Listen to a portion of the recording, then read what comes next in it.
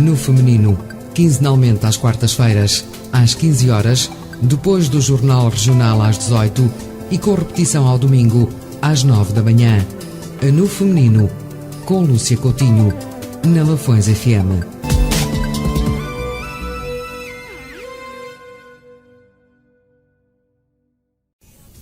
Como tenho feito nas 3 últimas semanas, vou continuar a falar-vos sobre alimentação. Sabe-se que uma alimentação adequada e saudável tem como base uma boa conservação dos alimentos, pois se isso não acontecer, põe em risco a nossa saúde, podendo provocar doenças de transmissão alimentar. As doenças de transmissão alimentar resultam do consumo de alimentos contendo micro-organismos vivos prejudiciais, como bactérias, fungos e vírus, que causam sintomas como diarreia, dores de cabeça, vômitos, entre outros. Há dados da Organização Mundial de Saúde que revelam que todos os anos cerca de 600 milhões de pessoas, em todo o mundo, ficam doentes depois de consumirem alimentos contaminados, sendo que 420 mil acabam por morrer. A conservação dos alimentos tem como princípio aumentar a vida útil dos alimentos, através de técnicas que evitam a ocorrência de alterações, como também impedem a instalação de micro-organismos causadores de doenças. Como resultado desse processo, o valor nutricional dos alimentos e as suas propriedades em aroma, sabor e textura são mantidos inalterados. Já na pré-história se aprendeu a arte de conservar os alimentos de maneira fácil e eficiente. Há evidências de que usavam o método de secagem ao sol, por exemplo, com carne de mamute, em que secavam a camada externa dos pedaços, evitando assim que apodrecesse e conservando desse modo o seu interior. Também colocavam os alimentos nas cavernas frescas para assim evitarem a sua deterioração. Durante esse período, o homem primitivo também descobriu que o fumo das fogueiras apresentava bons resultados para conservar a carne, iniciando assim o processo da defumação.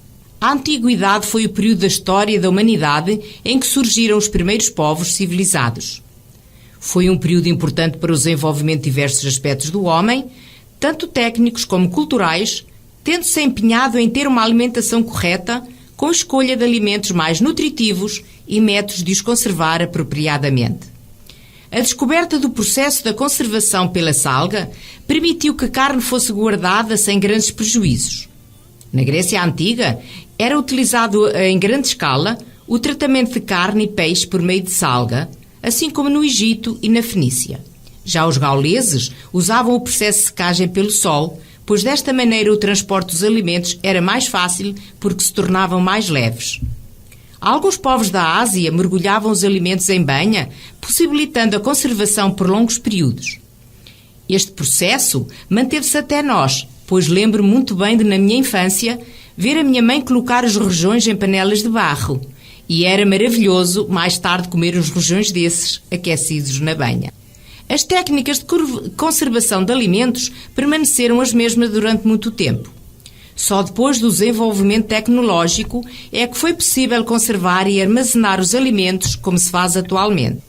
Muitas donas de casa preferem enlatar os alimentos ou submetê-los a um congelamento rápido. Mas a maioria dos alimentos conservados são preparados pela indústria de processamento de produtos alimentares.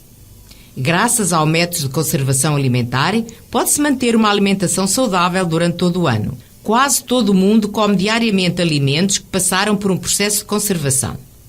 Todos os métodos de conservação têm como finalidade a obtenção de alimentos saudáveis e saborosos. Os principais métodos são armazenamento em câmaras frigoríficas, enlatamento, congelamento, secagem, liofilização, pasteurização e cura. O enlatamento é o método mais usado para a conservação de alimentos. As donas de casa usam mais ou menos os mesmos métodos dos enlatadores comerciais, mas usam pequenas quantidades de alimentos e equipamentos menos complicados. O congelamento é o segundo método mais usado a seguir ao enlatamento. Secagem ao sol é o método mais antigo da conservação, como já vos disse acima, já usado na pré-história. Regra geral, os alimentos que consumimos são seguros. mas bastam pequenos erros na cozinha para que haja contaminação cruzada, o que pode levar à intoxicação alimentar. Vou-vos falar um pouco sobre os principais erros que cometemos na cozinha. Por exemplo, usar várias vezes a mesma colher para provar o que está a cozinhar. É importante realmente provar a comida durante a sua confecção, para ajustar os temperos, mas não se deve utilizar a mesma colher mais que uma vez, pois na nossa boca existem bactérias que podem contaminar a comida. O ideal é usar uma colher lavada sempre que se prova, ou lavá-la com detergente e água bem quente antes de nova utilização. Lavar a carne antes de cozinhar. Ao lavar a carne, podemos estar a espalhar a carga bacteriana que esta possa ter. Os salpicos da água podem projetar as bactérias para as nossas mãos, roupa, bancada e utensílios da cozinha, tendo o risco de contaminar outros produtos que estejam na bancada. Usar a mesma tábua de corte para alimentos crus e cozinhados. As tábuas devem ser sempre diferentes, pois facilmente se podem passar as bactérias dos alimentos crus para os cozinhados. As tábuas devem ser lavadas com água muito quente e detergente, após cada utilização, devendo deixar secar muito bem antes de se arrumar. Usar um único pano e não lavar os fregões com frequência tem que se evitar. Portanto, devemos evitar usar o mesmo pano para limpar as mãos, secar os alimentos, limpar a louça e as bancadas, pois corremos o risco de estar a contaminar tudo. Outro fator de contaminação é o esfregão de limpar a cozinha, pois tem uma grande quantidade de bactérias. Após cada utilização, deve ser lavado e desinfetado com umas gotas de lexívia em água, ficando de molho durante 5 minutos, deixando-o depois a secar aberto. Para evitar a contaminação na cozinha, é necessário conservar os alimentos de forma correta. Deve-se ter muita atenção ao modo como separamos os alimentos para que se mantenham as suas características originais e não seja um ambiente propício para a proliferação de bactérias. Não devemos deixar os alimentos cozinhados à temperatura ambiente mais de 2 horas. Devemos limpar regularmente o frigorífico, mais ou menos de 15 em 15 dias. Importante verificar a temperatura do frigorífico, que deverá ser inferior a 5 graus centígrados. Não devemos cobrir as prateleiras do frigorífico com toalhas, pois isso vai dificultar a circulação do ar entre os alimentos. Não armazenar produtos de limpeza perto dos alimentos, mesmo os industrializados e em embalagens fechadas. Os vegetais com folhas, como por exemplo a alface, devem ser lavados folha por folha. Pode dar trabalho, mas é importante para evitar a contaminação. Os alimentos já preparados devem ser consumidos no máximo de 5 dias. Os já confeccionados devem ser colocados nas prateleiras superiores do frigorífico, devendo os alimentos crus ficar nas inferiores.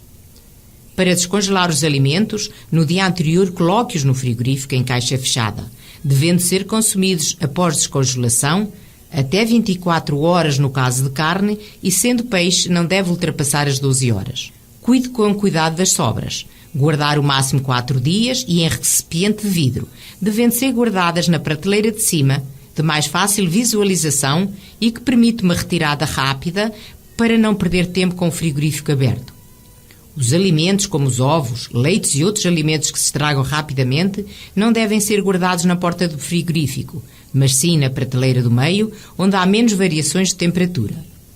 As hortaliças e frutas devem ser acondicionadas na gaveta inferior.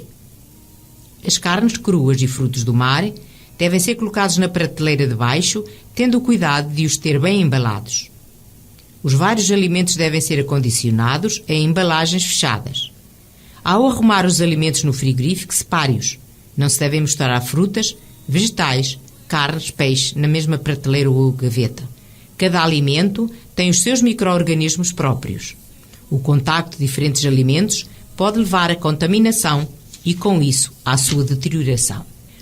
No próximo programa, importa estar atento, pois iremos falar dos apoios da Liga Portuguesa contra o Cancro da região Centro. Obrigada. No Feminino, quinzenalmente às quartas-feiras, às 15 horas, depois do Jornal Regional às 18 e com repetição ao domingo, às 9 da manhã. No Feminino, com Lúcia Coutinho, na Lafões FM.